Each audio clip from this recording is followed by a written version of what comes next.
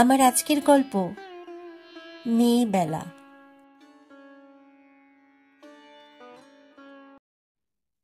উমা দেবীর বয়স 90 ছুঁই ছুঁই। আজকাল আর ঘর থেকে বড় একটা বেরোন না। শরীরে জোর কমেছে, তাই মাঝে মাঝে নিজেকে বড় অসহায় লাগে। কারো সাহায্য ছাড়া এক পা এগোনোর ক্ষমতা নেই আর। জানালার পাশে বসে বেশিরভাগ সময় তাকিয়ে থাকেন ব্যস্ত শহরটার দিকে। দেখেন, সকালে যে লোকগুলো পরিপাটি পোশাক পরে প্রাণবন্ত হয়ে কর্মস্থলে ছোটে, ফেরার সময় তাদের লাগে অগোছালো, ক্লান্ত। যেন কোনো রকমের শরীরটা টেনে নিয়ে গিয়ে একটু বিশ্রাম দিতে পারলেই শান্তি। মেয়েরাও পিছিয়ে নেই। কেউ শাড়ি সামলাতে সামলাতে, কেউ সালোয়ারের ওড়নাটা কোনো রকমে জড়িয়ে ছুটছে অফিসে। সকাল হলেই কর্পোরেশনের লোক শহরটা পরিষ্কার করতে শুরু করে। কিছু সময় পর শোনা যায় সবজিওয়ালির ডাক। কেউ কেউ বাড়ি বাড়ি ফিরি করে বেলপাতা, গাঁদা ফুলের মালা।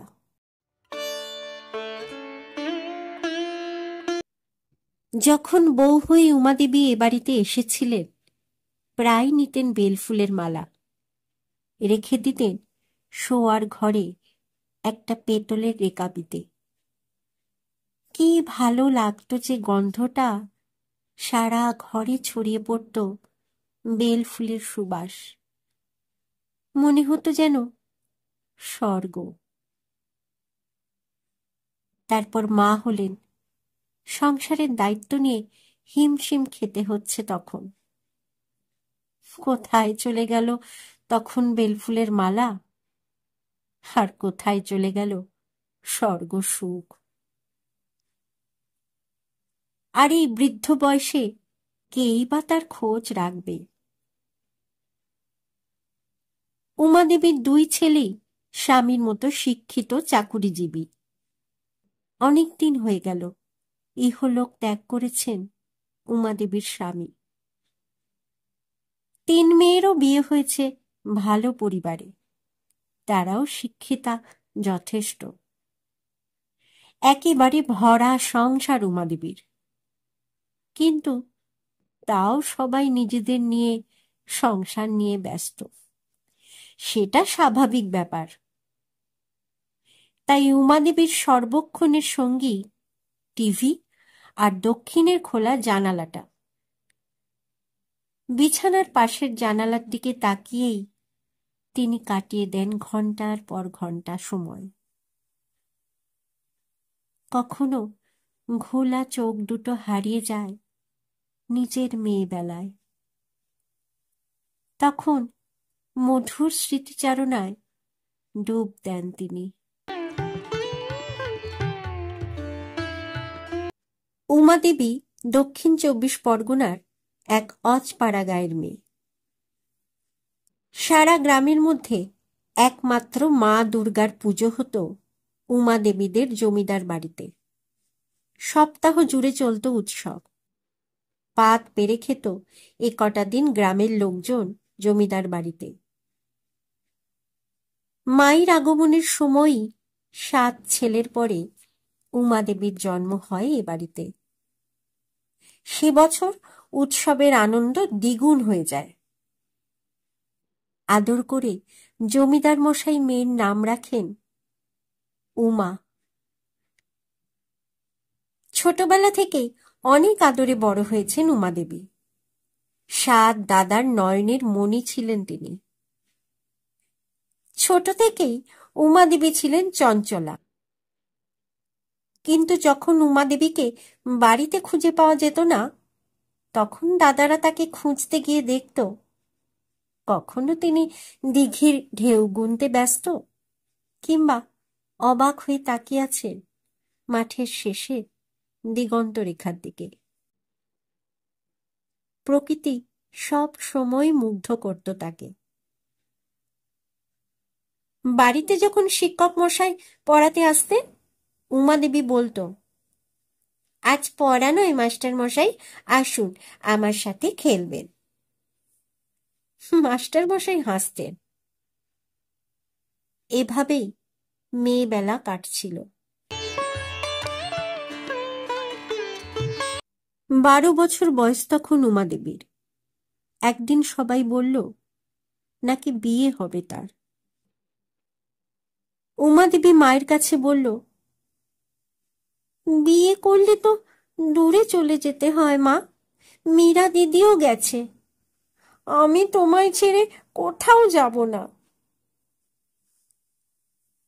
উমা দেবীর মা বাবাকে বললেন, এইটুকু মেয়ে, এখনই বিয়ে দেবেন? জমিদার বাবু বললেন, পাত্র শহরের চাকুরে ছেলে, বনেদি পরিবার, আমার একমাত্র মেয়ের বিয়ে ওই পরিবারে হলেই মানাবে।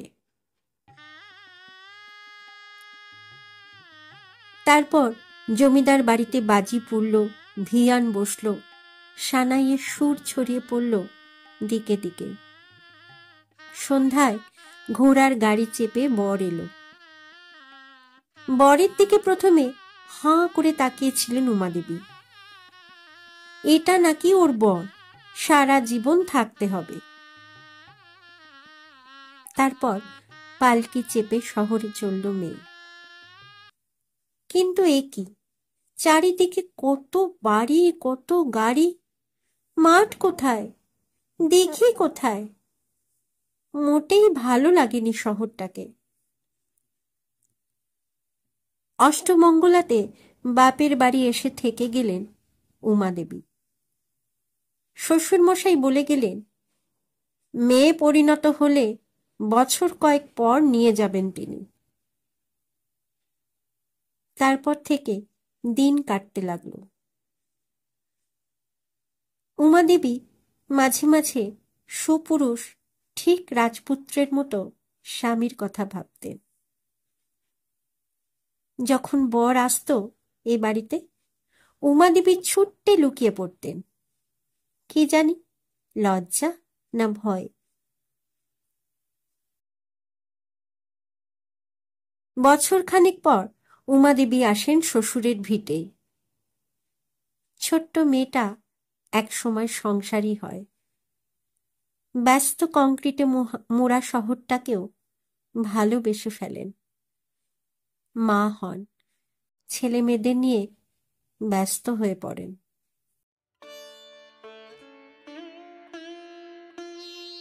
মা, আপনার খাবারটা। পুত্রবধূর ডাকে সম্বিত ফিরে পান তিনি। এত সময় ধরে মেয়েবেলা নিয়ে ভাবতে ভাবতে কখন চোখের যে কোণে জল জমেছে। চোখটা মুছে বললেন, হ্যাঁ বৌমা, দাও খাবারটা।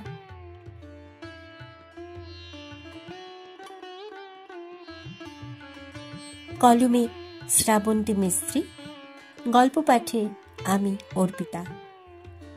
আমার গল্প পাঠ যদি আপনাদের ভালো লেগে থাকে তাহলে আমার এই চ্যানেলটিকে সাবস্ক্রাইব করে আমার পাশে থাকার অনুরোধ রইল, যাতে এমন নতুন নতুন সুন্দর সুন্দর ভিন্ন ভিন্ন স্বাদের গল্প নিয়ে আমি আপনাদের সামনে আবার হাজির হতে পারি। আজকের মতো বিদায়। সকলে ভালো থাকবেন, সুস্থ থাকবেন, সাবধানে থাকবেন, এই প্রার্থনা করি। ধন্যবাদ।